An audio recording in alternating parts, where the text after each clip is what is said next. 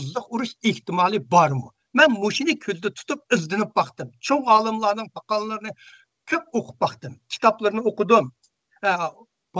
Pompeoning kitobi chiqdi, uni deb qo'ydim.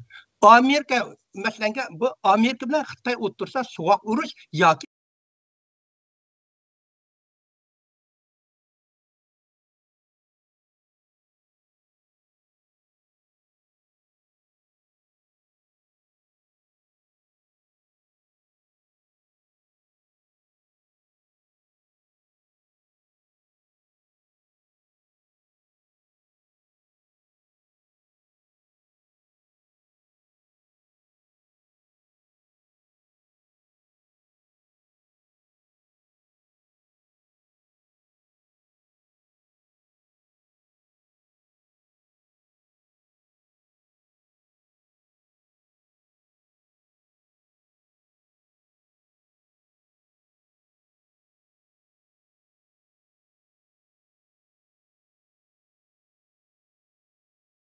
qizliq urush degan itishish, harbiy to'qinish.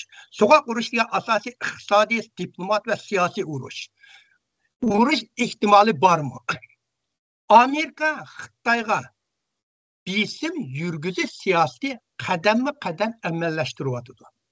Xitoyning islohot va ichivitish siyosati yo'lga qo'yilgandan keyin yig'ilgan boyliqlarning ko'p qismi chet elda har xil shaklda saqlanib yoki laylab yuribdi.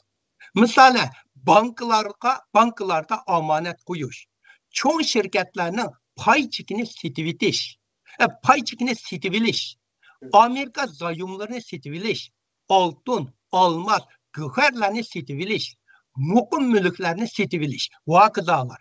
Xitoyning ansiraydigini agar bir kuni Amerika va G'arb Xitoyning bu necha trillion dollarlik tashqi zapasini musodara qilsa, necha trillion yuanlik Amerika zayumini bevosita inovatsiz deb jakarlasa, Yevropa, Avstraliya, Yaponiya, Koreya, Shimoliy Amerikadagi barliq mulk boyligini, hatto shaxsiylarning boyligini musodara qilsa, Xitoyga bir g'oyat zo'r zarba bo'ladi.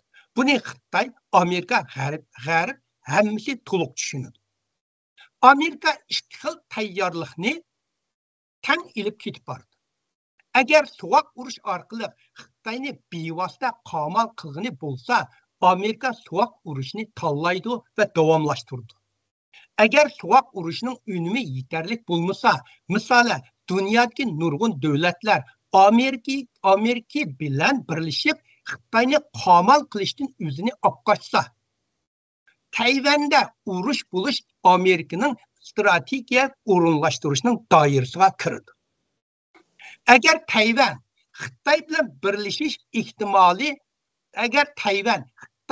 birlashish ehtimolligi ko'tarilsa, masalan 70% ga borsa, Tayvanda urush paydo bo'lishdan kelib chiqqan zo'r manfaat yana bu urush orqali Xitoyni bosh ko'tarolmas qilib qo'yish Amerika strategiyalik tafakkurga uyg'un keladi.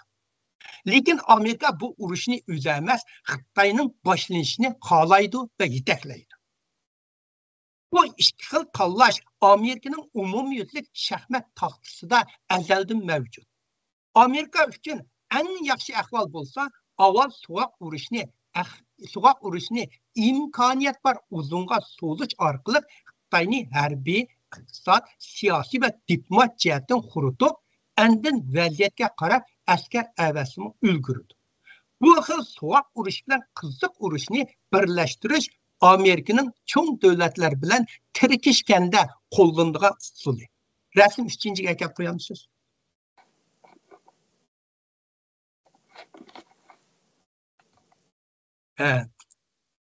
Xitoydami bir yurish oliy strategiyachilar bor.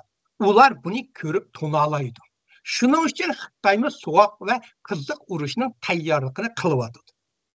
Amerikaning Xitoy bilan sovuq urushni boshlash ishonchisinin manbasi bo'lsa, butkul G'arb dunyosidagi ittifoqdoshlarini birlashtirish.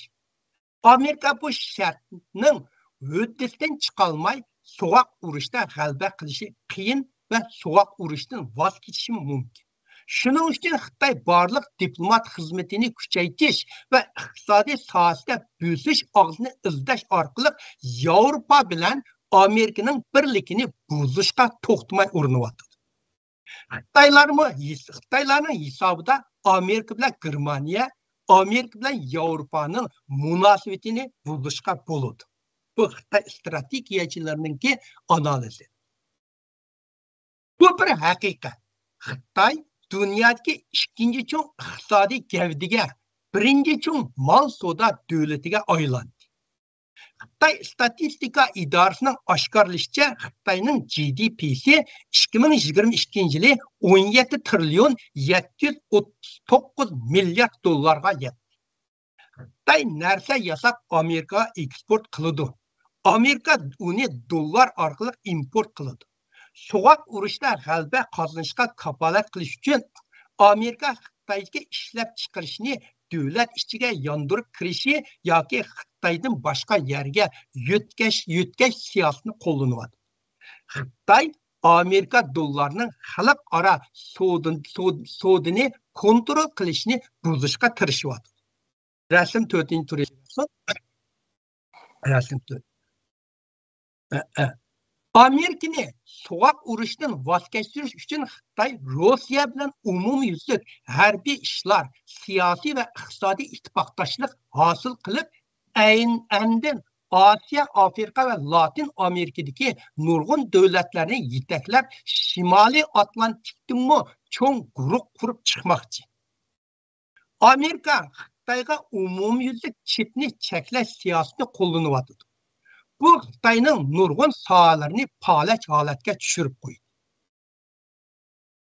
qo'ydi va Xitoy iqtisodiga cho'ng zarba berdi. Bu qamalni buzish uchun Xitoy Tayvanni ishg'ol qilishni kun tartibiga kirgizdi. Xitoyning hisobida agar Tayvanni ishg'ol qilsa, Tayvanning chip ishlab chiqarish sohasini qo'lga keltirsa, aksincha Amerikaning chip kasbini umumyuzlik qamal qila oladi. Tayvanning iqtisodiy kuchini yetaklab, Xitoyning ichki oili nishini kuchaytiradi va Amerikaning orol zanjirining qamal qilishni buza oladi. Amerika va Xitoy o'rtasidagi Tayvan shaxmat taxtisi so'q urushga tez yetaklab ketib bordi. Amerikaning hisobida Tayvanda urush bo'lsa, u Xitoyning ishik oldida bo'ladigan urush. Amerika fuqarolarga va Amerikaning taraqqiyotiga hech qanday ta'sir bo'lmaydi. Amerika fuqarolarida zo'r bexatarlik tuyg'usi paydo bo'lmaydi. Amerikaning so'q urushni ilgari surishning oldini olish uchun Xitoymi Amerikaga qarshi pul muomala va iqtisodiy jazosini yurgizyapti. Chet eldagi boyliqlarni qaytirib kelishga urinyapti. Bir Xitoy strategiyachisi shundoq degan: biz Tayvan bo'g'izida Amerikaga tahdid silib qolmay, Amerika burqiga va Amerika xalqiga unumli va kuchli tahdid silishimiz kerak. Dunyoga Xitoyning 5000 dan 10,000 qadar yadro bombasi bor deb jakarlash kerak. Bu Amerikani ichiga olgan har qanday davlatlarni Xitoyning tishiga tegishga jur'at qilolmas qilib qo'ydi. Buning orqali so'q urushni keyniga surish imkoniyatini o'stira olamiz. Har ikkisi so'q urushini hozir darrov harbiy urushni xohlamaydi. Rasm 5-ga ko'tarib qo'ying, rasm 5.